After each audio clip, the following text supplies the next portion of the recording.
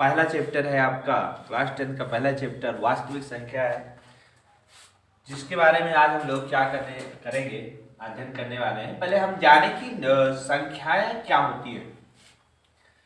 पहले संख्या को कितने भागों में बांटा गया है इस चीज को हम लोग जानेंगे। संख्या मतलब क्या? नंबर को जो है दो भागों में डिवाइड किया गया है।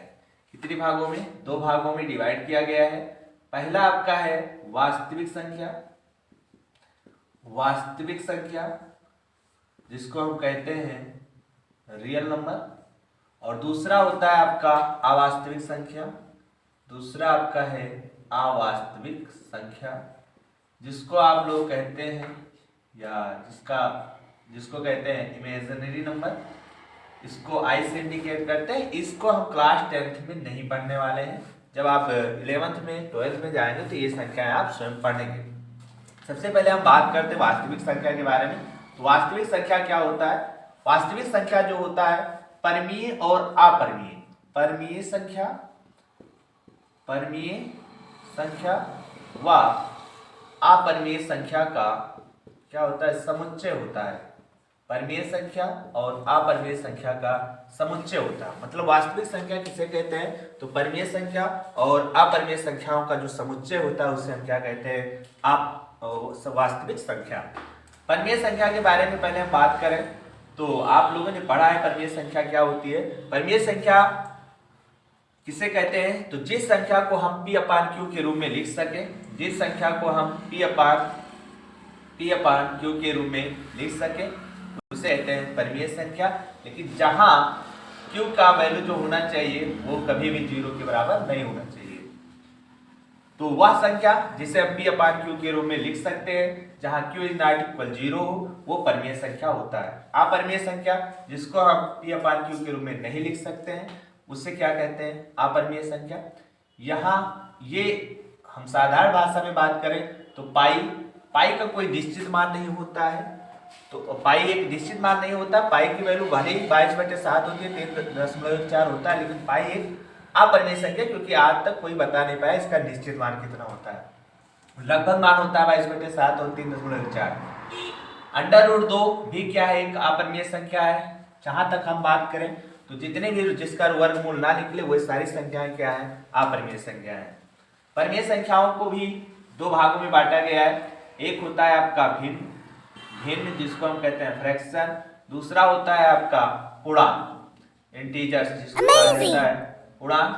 पूर्णांक के बारे में पता है आपको कि पूर्णांक का मतलब होता है पूर्ण धन अंक, अर्थात जो पूरा अंक लिखा हो जिसके हर में क्या होना चाहिए? 1 होना चाहिए, वो होता है पूर्णांक। भिन्न क्या होता है? जैसे जिसके बटे में कुछ आ जाए 5/6, ये सभी क्या है? भिन्न है। पूर्णांक की बात करें तो पूर्णांक आपने संख्या रेखा पर पढ़ा है। संख्या रेखा क्या होता है? संख्या रेखा पर 3 प्रकार की संख्याएं होती हैं। 3 प्रकार की संख्याएं होती हैं। फर्स्ट होता है 0, बीच में होता है 0, दाहिनी साइड में +1 2 3 मतलब धनात्मक संख्याएं होती हैं। इस साइड में क्या होती है? धनात्मक संख्याएं होती हैं, और इस साइड में क्या होती है? ऋणात्मक संख्याएं होती है। तो ये सभी क्या है? आपके पूर्णांक हैं। और पूर्णांक जो है 3 प्रकार के होता है। एक होता है आपका ऋण पूर्णांक, एक होता है ऋण पूर्णांक, और दूसरा होता है शून्य पूर्णांक, और तीसरा आपका होता है धन पूर्णांक। तो ये सारी चीजें हैं क्या? ऋण पूर्णांक क्या है? जिन संख्याओं के साथ क्या लग जाए? ऋण लग जाए, माइनस लग जाए, वही संख्याएं सारी क्या होती हैं? ऋण पूर्णांक होती हैं। शून्य एक अकेला ना तो धनात्मक होता है ना तो ऋणात्मक होता है। धन पूर्णांक की बात करें तो धन पूर्णांक 1 2 3 ये सारी संख्याएं, मतलब जिस संख्या के साथ प्लस चिन्ह लगा हो वो सारी संख्याएं क्या होती है? धन पूर्णांक होती है। यदि बात करें इसके बाद संख्याओं में धन पूर्णांक के बारे में और अध्ययन किया जाए तो प्राकृतिक संख्या आता है। इसी को हम कह सकते हैं धन पूर्णांक को प्राकृतिक संख्या। प्राकृतिक संख्या क्या होता है? तो वह संख्या एक ऐसी संख्या, वह संख्या जिसका प्रयोग हम गणना करने के लिए करते हैं, वह संख्या जिसका प्रयोग हम गणना वस्तुओं की गणना करने के लिए करते हैं उसे हम प्राकृतिक संख्या कहते हैं। जैसे 1 2 3, जैसे हमने कहा एक मेज है, मान लीजिए एक मेज है तो एक वस्तुओं की गणना कर रहे हैं, 2 मेज है तो 2 कहेंगे, 3 मेज है तो 3 कहेंगे। वस्तुओं की जिससे हम गणना करें उसको कहते हैं प्राकृतिक संख्या। दूसरा एक संख्या होता है पूर्ण संख्या। पूर्ण संख्या क्या होता है? तो पूर्ण संख्या वह संख्या मतलब शून्य सहित सभी धनात्मक पूर्णांक जो होते हैं वह आपके पूर्ण संख्याएं होती हैं। शून्य सहित शून्य को भी ले लिया जाए और साथ साथ जितनी भी प्राकृतिक संख्या है उसको भी ले लिया जाए तो वह पूर्ण संख्या होती है। यहाँ से 2 प्रश्न बनेगा। सबसे छोटी पूर्ण संख्या क्या होती है? 0 होती है। और सबसे छोटी प्राकृतिक संख्या क्या होती है? 1 होती है। ठीक है। और सबसे बड़ी में आप जानते हैं इन्फिनिटिव। पूर्ण संख्याओं में सबसे बड़ी क्या होती है? इन्फिनिटिव होती है। फिर इन धन पूर्णांक को कई भागों में बांटा जाए। इसमें होता है एक सम संख्या होती है, सम संख्या, और दूसरा होता है विषम संख्या, और तीसरा होता है भाज्य संख्या, और चौथा होता है अभाज्य संख्या। एक और संख्या है इसमें आपको पढ़ना है हाई स्कूल में, एक होता है यहाँ के लिए नहीं लेकिन आपको पढ़ना है सह-अभाज्य संख्या। अब इसमें हम बात कर लें सबसे पहले सम संख्या की क्या होती है। तो सम संख्या जो संख्या 2 से विभाजित हो जाए, जो संख्या 2 से कट जाए उसको कहेंगे सम संख्या। जो संख्या 2 से ना कटे उसको कहेंगे विषम संख्या। भाज्य संख्या क्या होती हैं? तो यहाँ पर भाज्य संख्या वह संख्या होती हैं जिनका 2 से अधिक गुणनखंड हो जाए।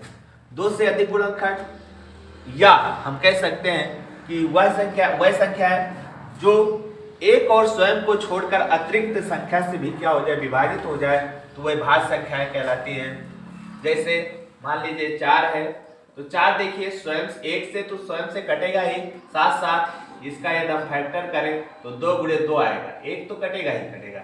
यहाँ देखिए 2 से अधिक गुणनखंड मिल रहा है, इसलिए ये कैसी संख्या होगी? भाज्य संख्या होगी। यदि अभाज्य की बात करें तो अभाज्य संख्या क्या होता है? जो एक ऐसी संख्या जो या तो 1 से कटे या तो स्वयं से कटे, अन्य संख्याओं से ना कटे, वो होता है अभाज्य संख्या। जैसे 2 हो गया, 3 हो गया, 5 हो गया, 7 हो गया, 11 हो गया, ये सारी संख्याएं अभाज्य हैं। आगे और भी है बहुत सारी संख्याएं जो अन्य संख्या एक और स्वयं को छोड़कर किसी अन्य संख्या से ना कटे। ये देखिए 2 किसी अन्य संख्या से नहीं कर सकता है, 3 भी किसी से नहीं कर सकता है, 5 भी किसी से नहीं कर सकता है। तो ये सारी संख्याएं कैसी संख्या है? एक अभाज्य संख्या है। बात करें सहअभाज्य, इंपॉर्टेंट है आपके लिए क्योंकि एक अभ्यास ही है। सिद्ध कीजिए कि √3, √5 एक अपरिमेय संख्या। तो ये सारी चीजें आपको जानना जरूरी है क्योंकि वहां पर हमें जरूरत पड़ेगी। सहअभाज्य संख्याएं क्या होती हैं? जिन दो संख्याओं का एचसीएफ कितना आ जाए? 1 आ जाए। मतलब इनका जो एचसीएफ हो वो कितना होना चाहिए? 1 हो, तो वो क्या कहलाएगा? आपका सहअभाज्य संख्या कहलाएगा। एचसीएफ यदि 1 आएगा, जैसे 2 और 3 का एचसीएफ यदि निकालोगे तो देखिए 2 का फैक्टर 2, 2 गुणे 1, 3 का फैक्टर 3 गुणे 1 होगा। यदि इसका एचसीएफ निकालोगे तो एचसीएफ आपको पता है सबसे छोटा, दोनों में जो कॉमन हो लेकिन सबसे छोटा क्या हो? घात वाला हो, वो होता है आपका एचसीएफ, जो कि आगे बताया जाएगा। ये इसमें एचसीएफ कितना आएगा? 1 आएगा। तो अर्थात ये 2 और 3 क्या हो गया? आपका सहअभाज्य संख्या हो गया। ठीक, तो आज का टॉपिक यही समाप्त होता है। अगला टॉपिक बाद में फिर दिया जाएगा। तो आगे क्या करें? आप लोग सब्सक्राइब, शेयर और लाइक जरूर करें।